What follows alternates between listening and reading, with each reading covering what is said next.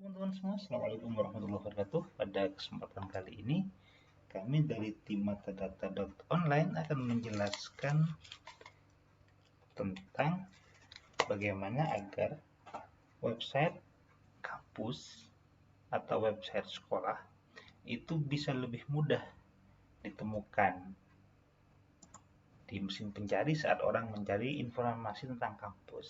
Oke, kita sudah membahas juga tentang 9 strategi marketing kampus di masa pandemi gitu ya. Ya, silakan teman-teman berkunjung ke link ini karena di situ juga sudah ada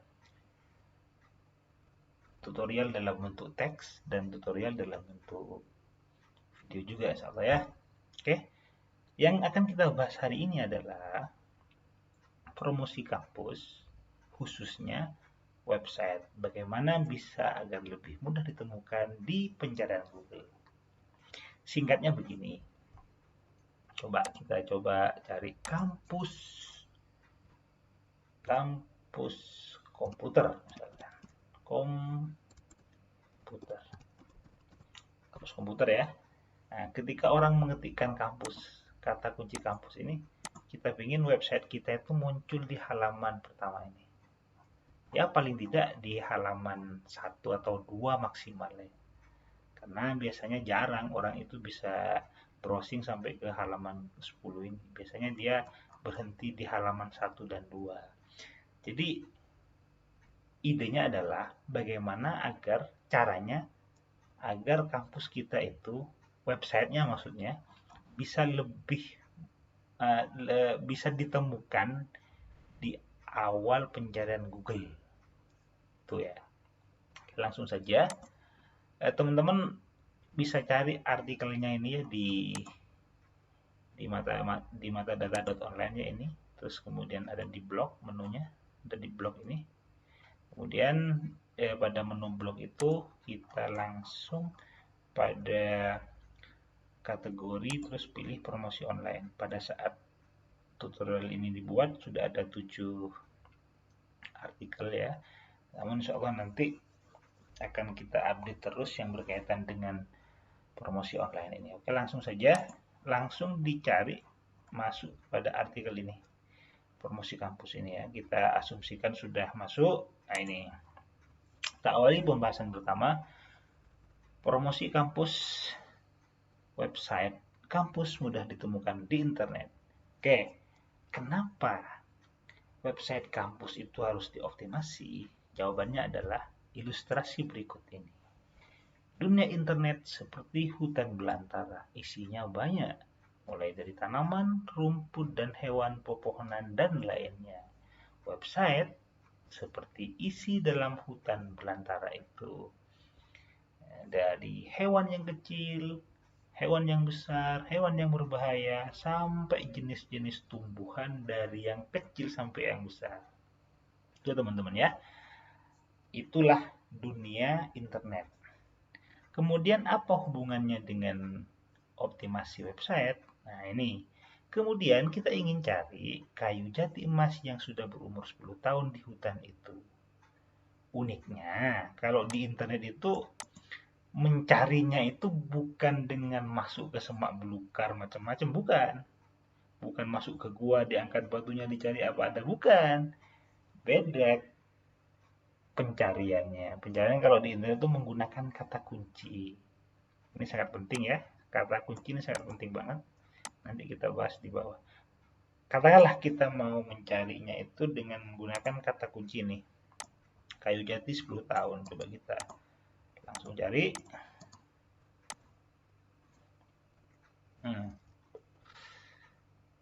Di hutan belantara kita panggil menggunakan kata kunci itu, keluarlah ini. Gitu. Nah, yang ada di halaman utama ini adalah halaman yang optimasinya bagus, yang SEO-nya bagus. Itu ya. Oke, sudah kita paham lah insyaallah masalah itu. Terus kemudian apa saja bagian website kampus itu yang harus dioptimasi? Pertama ini landing page, halaman utama. Ini ya, ini kalau di matadata.online ini namanya landing page di halaman utama. Terus apanya yang dioptimasi? Nah, pertama, teman-teman semua, kebanyakan orang itu lebih fokus pada desain tampilan website yang bagus. Jadi orang itu misalkan pimpinan lah, ketika ngecek websitenya seseorang itu pasti dilihat dari tampilannya. Oh, ini udah bagus ini. Nah, kalau tampilannya jelek, oh ini jelek ini. Padahal sebenarnya dalam dunia SEO itu tampilan itu tidak lebih penting gitu loh daripada SEO. Kenapa? Percuma kan kalau kita punya desain website yang bagus, menarik, keren lah misalkan, tapi tidak muncul atau susah dicari oleh calon customer kita, oleh calon mahasiswa atau siswa kita. Itu. Jadi desain yang bagus oke, sebagai bukti bahwa lembaga, kampus atau sekolah kita ini lembaga yang profesional, yang ya paling tidak dengan desain yang menarik itu memberikan kesan yang bagus lah paling tidak. Namun sekali lagi saya katakan yang jauh lebih penting adalah SEO-nya. Itu ya. Yang jauh lebih penting adalah ketika orang mencari tentang kampus, kampus kita muncul di halaman pertama. Gitu. Oke. Apa saja yang perlu diperbaiki di halaman website, di halaman utama website kampus atau sekolah itu? Pertama adalah fitur. Tepatnya sih sebenarnya navigasi yang mudah dicari, terutama link yang mengarah pada informasi yang penting, misalkan fakultas, jurusan, program-program, atau jalur pendaftaran mahasiswa misalkan, atau penerimaan mahasiswa ya.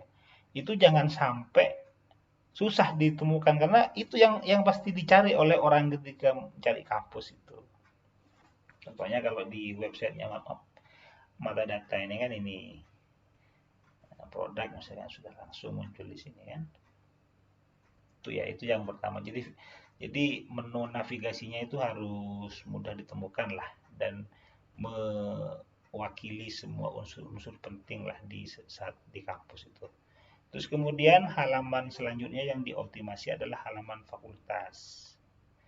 Terus halaman jurusan dan halaman konten dinamis.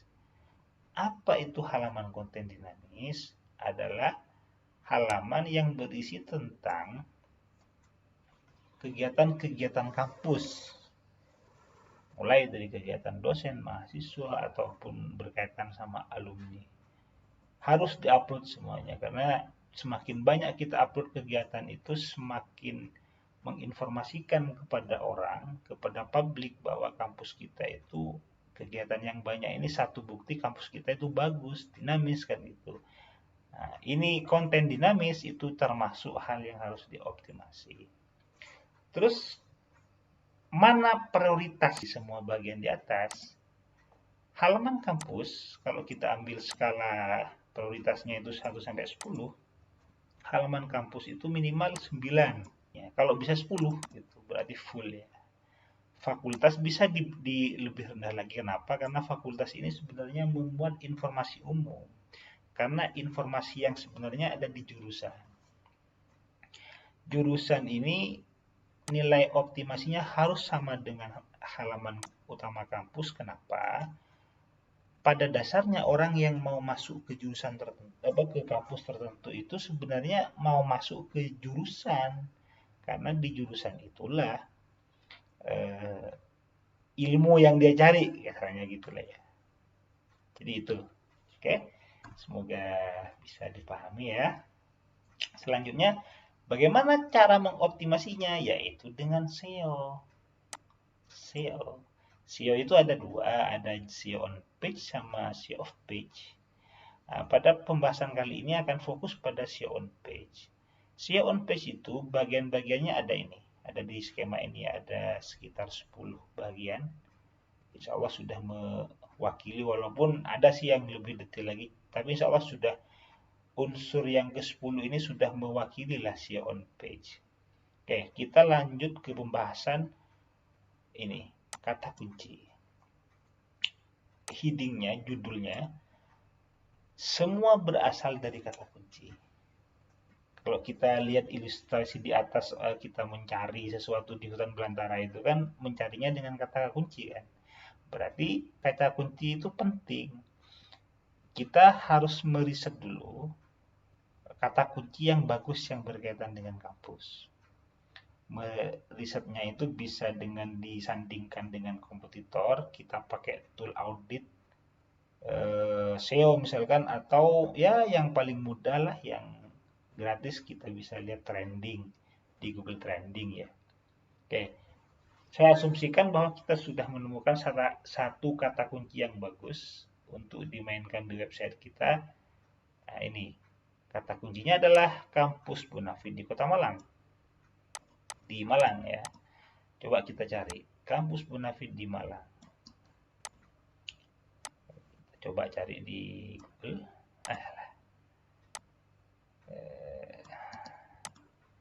Kampus Bonafit di Kota Malang.